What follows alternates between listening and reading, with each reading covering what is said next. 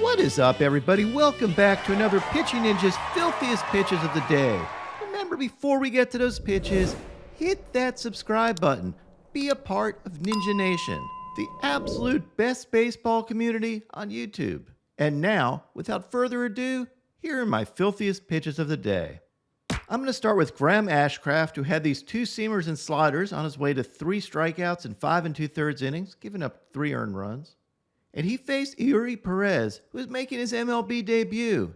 And what a debut it was. He was outstanding with 7 strikeouts in 4 2/3 innings, giving up 2 runs, but he looked really sharp. His fastball was in the upper 90s, pretty much sitting 98 early. And he also had these vicious breaking balls. Here's an overlay of his fastball and breaking ball, and you can see how those pitches work together. And then I love this. Perez is good friends with Sandy Alcantara, and in fact, Sandy picked him up at the airport for the start. And when you compare those guys side by side, other than the start at a windup, it's like they cloned Sandy. And they're both tall, hard-throwing pitchers, Sandy being 6'5", and Perez being 6'8". Perez is ranked the number 9 prospect by MLB, and it's no wonder. Logan Allen had 5 Ks in 4 1/3 innings, giving up 2 runs, and had these changeups, fastball, and this wicked sweeper, the Shohei. He faced Tyler Anderson, who only had 1 K in 6 innings, and gave up 3 runs, and had this changeup. Adam Wainwright had these two-seamers, and had 2 Ks in 5 innings, giving up 4 earned runs. He battled James Paxton, who took the mound for the first time in 766 days, and looked outstanding. Paxton had 9 Ks in 5 innings, giving up only 2 earned runs. He had his overpowering fastball. His velo was all the way back, and these cutters and knuckle curves. James Paxton looked like prime Big Maple. Dustin May had 3 Ks in 6 2/3 innings, giving up only 2 runs. And his stuff is so much better than the strikeouts he gets. Look at this 98-mile-an-hour two-seamer that ran 19 inches, and this curveball that had 3,149 RPMs.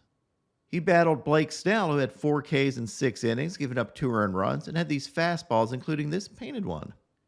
Ken Waldichuk had 5 Ks in 5 innings, giving up 3 earned runs, and had this slider, and he faced Martin Perez, who had 3 Ks in 5 innings, giving up 4 runs, and he would have had fewer Ks if the umpire actually called the strike zone correctly. Tyler McGill had this curveball on his way to 4 Ks in 5 innings, giving up 1 earned run, and he faced Mackenzie Gore, who had 3 Ks in 4 innings, giving up no runs, and had this slider and curveball for a sword. J.P. France had 3 Ks in 6 2/3 innings, giving up only 1 run, and had this cutter.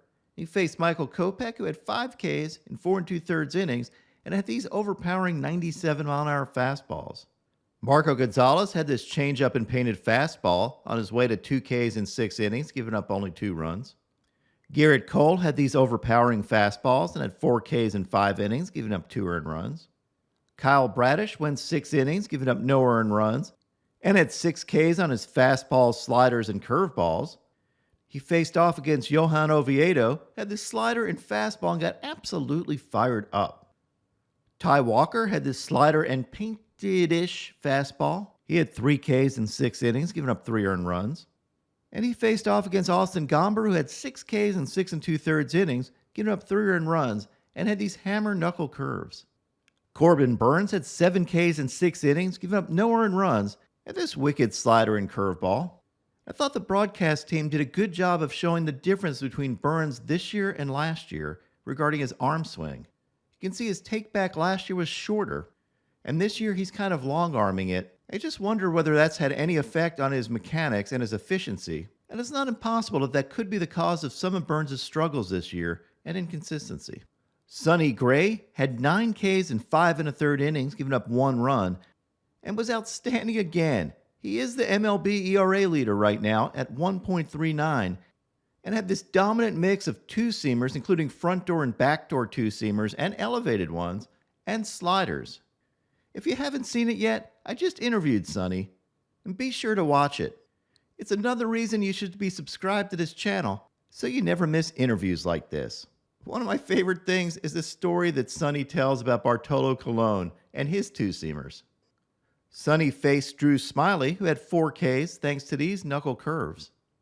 But the marquee pitching matchup yesterday, was Chris Bassitt versus Spencer Quadzilla Strider. Bassitt had the best outing of the day, throwing a 2-hit shutout with 8 strikeouts. And he just dominated the Braves with his mix of fastballs and breaking balls, including this really slow curveball.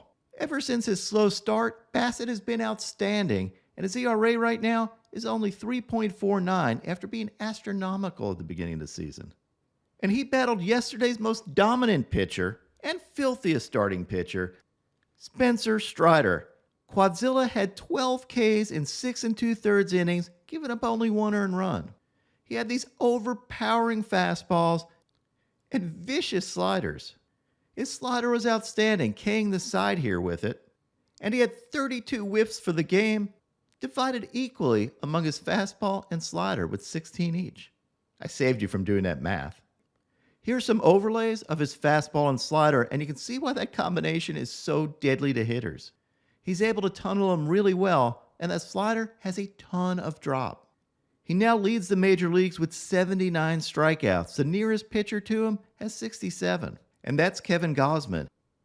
Strider also has an amazing 15.2 K per 9 this year, and the nearest to him in that is Shohei Ohtani with 12.9. The all-time leader for a non-COVID season has 13.8, and that was Garrett Cole. So Strider is closing in on some record dominance. I also like this game that the Braves finally called Spencer Strider Quadzilla. The aptly named Quadzilla, breathing some fire tonight. I came up with that nickname for him, and everybody uses it other than the Braves broadcast team, and they finally did. I feel vindicated. I also feel vindicated because I picked Spencer Strider to have the most Ks yesterday in the daily strikeout leader special, and I won with a 30% profit boost. Now on to my filthiest relievers. David Robertson had these filthy cutters. Brian Baker had this fastball and changeup and then sprinted off the field. And you can see he loved the fact that I include shake and bake in my highlight of him. Shake and bake! Does that feel good? Yeah, it rhymes. They're both verbs. Cue the saxophone. Alexis Diaz had these 2 Ks. Caleb Ferguson had this heater. Miguel Castro had this wicked slider. Carlos Estevez had this diesel. Drew Smith had this elevated heater. Evan Phillips had these 6 sweepers. I mean, look at the movement on that. Ian Hamilton had these Slambios. Yes, a cross between a slider and a changeup. Don't ask me how he does it, but they're filthy. Brad Hand had these dirty sliders. James Karinchak had this K and absolutely lost his mind, totally going full Karinchak. Craig Kimbrell looked good with these fastballs and knuckle curve. Wandy Peralta had this dirty slider and changeup. And my filthiest relievers from yesterday, we're going to give it a tie. Felix Bautista had these overpowering fastballs and dirty splitter. And Ryan Helsley was absolutely dominant with his 103-mile-an-hour fastballs and wicked sliders.